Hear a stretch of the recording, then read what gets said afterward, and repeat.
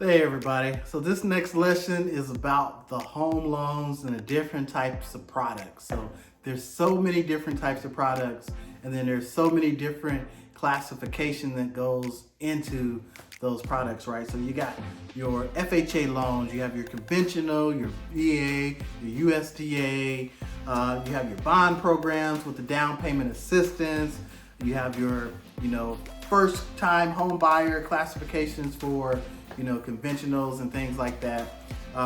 So ideally, when you're a first-time home buyer, you're like, well, I want to find something that fits my needs, something that's going to give me or make it easier to become a homeowner. So you look for these types of programs. So first off, first-time home buyer, typical classification, meaning you haven't owned a home in 3 years. Okay. So that's the typical classification. And all these types of programs do is it allows you to come to the table with less money down.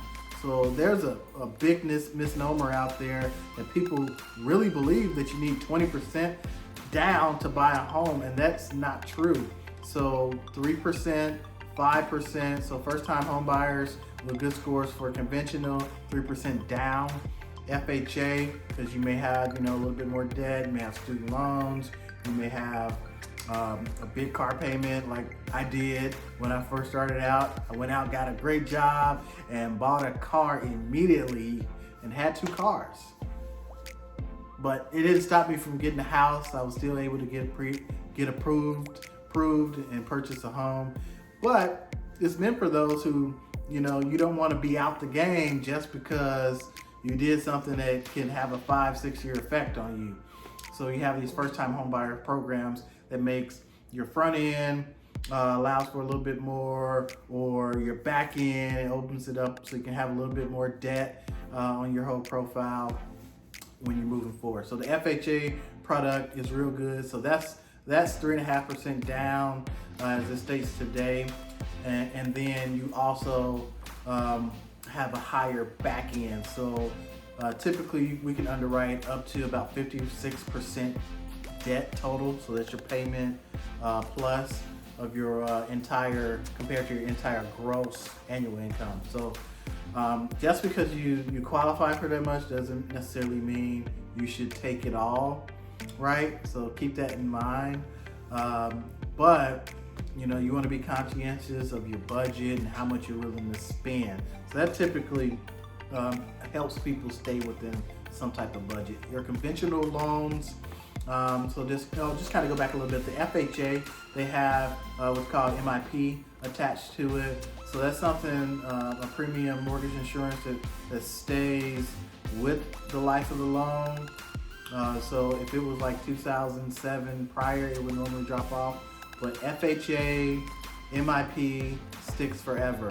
So if you get an FHA rate, I'll just use 4.0 as an example. You have an MIP addition of 0.85.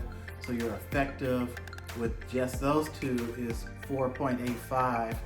Plus there's a funding fee that can be financed with FHA that's upfront too. So they'll add additional layer. So your total APR will be in the 5s, 5.2, 5.3, somewhere in there, just depending on the situation. So that's an example. Whereas a conventional, there isn't a funding fee. You pay 3% down, not 3.5% down. And then the PMI, private mortgage insurance, that drops off once the property has 20% equity in it. So example, you pay $350 for your house, and well, we'll keep it round and simple. You paid $100,000 for your house, and you paid off down your house to $80,000. So you paid off $20,000, which is 20% of $100,000. Therefore, your PMI drops off. So that extra PMI for a $300,000 house, PMI is based on your credit score as well. It's based on other factors. It's based on if you have a co-borrower or a co-applicant, spouse, things of that nature on your application as well. But that drops off. So you can lose that extra $130 a month that you're paying for mortgage insurance because the banks, we believe that you have enough equity in the house that if you cannot continue to pay anymore, it can be sold on market and it can still recoup some of that lost earnings, lost revenue. So that's why that exists. And at the same time too, if you need to sell it as well, you can still sell it and not have to bring cash to the table. So when you're talking VA loans, USDA loans, and the bond programs, so these are the no money down type of loans. So if you're a veteran, you have this benefit of the VA loan, which basically you have a funding fee that goes along with it that's somewhat similar to the FHA that can be financed into the loan, but there isn't any mortgage insurance with that as well. So you can get that loan and you roll it all in, and you can actually pay a little bit to get everything started, and it's no down payment. It's zero down payment to get you started. So you just have to cover some of the titles and stuff like that. So it's very minimum. USDA, very similar, is for those who live in or purchasing in a rural area, zone rural, and you can just do a search USDA rural area on Google and you can see the map. That's where the most up-to-date information is, and you can see if your area is zoned rural, because if it is, then you can probably take advantage of one of those USDA loans. So it doesn't have to be a farm. It could be a house, it could be a condo, whatever that area is zoned for. You can take advantage of that benefit. Now the bond program, down payment assistance, there's a couple of those that exist as well.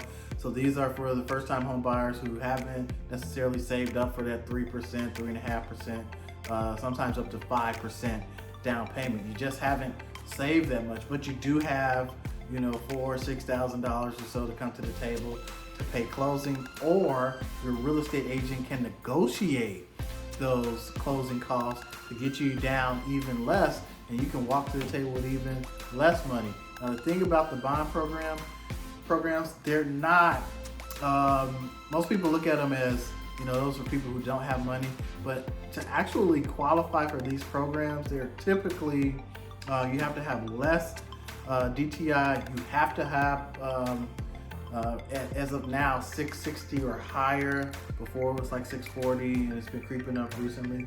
So they have a higher expectation of your credit score, they have a higher expectation of the amount of debt that you carry, and you have to meet all the other traditional, whether it's an FHA or conventional loan, you have to meet those requirements as well in order to move forward and receive some of the down payment assistance. And the beauty about the down payment assistance is some are gifts, which means if you're in certain qualified professions, then the money will be gifted to you on the loan closing. And then some are, you don't have to pay after a certain time. I forget the exact term, but we have one here, GSFA, where you get the down payment assistance program, and then in 3 years, if you remain a resident of that house and you follow all the other stipulations that goes along with it, that's forgiven for you and you never have to pay it back. And then there's others that they give it to you, but you never have to pay it back until you move or sell the property. So you can have that house and it's yours until you die and you pass it on to your kids. So those are some of the benefits for those. And when it comes to first-time home buyers, this is like a general saying. It's my job as a loan originator to figure out, what loan program best fits you. So that's why the discussion and really being honest and truthful about what your expectations are and what you really plan to do with the home are important, because if you get into a home and you're like, well, I'm going to live here for a year and I'm going to leave, I'm going to get this down payment assistance nope, they will come back and get that money. It will be called due. So have that conversation, be honest, and we can work, because there's plenty of programs that works for plenty of people out there. So hope this was helpful, and check out our next lesson. Talk to you later.